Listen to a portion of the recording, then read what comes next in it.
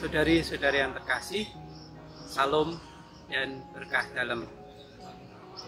Saudari-saudari yang terkasih, permenungan kita pada kesempatan ini diambil dari Injil Matius bab 20 ayat 1 sampai dengan 16a. Perikop ini mengisahkan bagaimana seorang tuan kebun anggur atau tuan rumah mencari pekerja-pekerja untuk kebun anggurnya. Dia mencari para pekerja dari pagi sampai sore hari.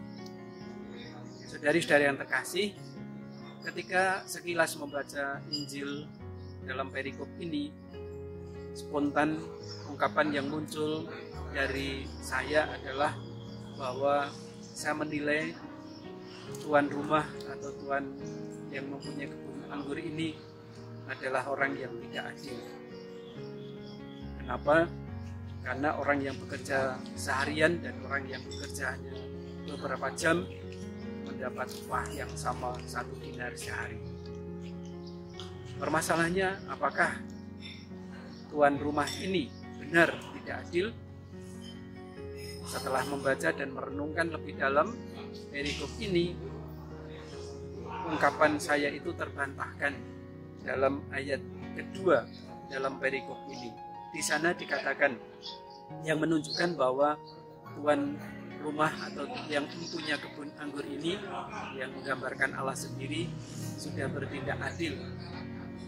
Setelah sepakat dengan para pekerja mengenai upah sedinar sehari, ia menyuruh mereka ke kebun anggurnya. Jadi upah yang sedinar sehari itu sudah menjadi kesepakatan bersama. Maka tidak bisa dikatakan bahwa tuan tadi sebagai orang yang tidak adil terhadap orang yang bekerja dari pagi sampai sore. Nah, saudari-saudari yang terkasih, lalu pesan apa yang mau disampaikan oleh penginjil dalam perikop ini? Ketika kita membaca lebih dalam dan merenungkan serta meresapkan sabda ini, nampak di sana sebetulnya pesan yang mau disampaikan kepada kita, para pembaca kisah ini.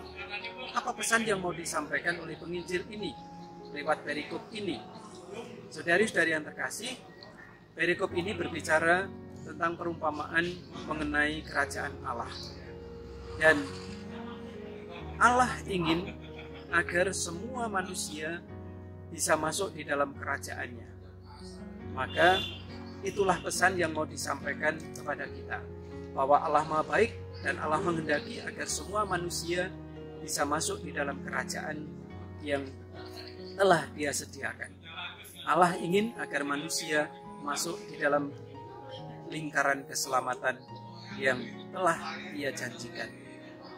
Ini terbukti ketika pagi-pagi benar Dia sudah keluar mencari orang untuk bekerja di kebun anggur dan diberi upah. Nah, saudari-saudari kasih, sabda ini mengajak saya dan Anda sekalian untuk pertama mensyukuri bahwa Allah Bapa kita adalah Allah yang Maha Baik, dan kebaikan Allah itu tak terbatas. Kebaikan Allah tidak bisa diukur oleh ukuran manusia. Ini yang pertama. Yang kedua, bahwa semua manusia mau dipanggil oleh Tuhan, mau dikehendaki oleh Tuhan untuk pada akhirnya nanti bisa masuk di dalam kerajaannya.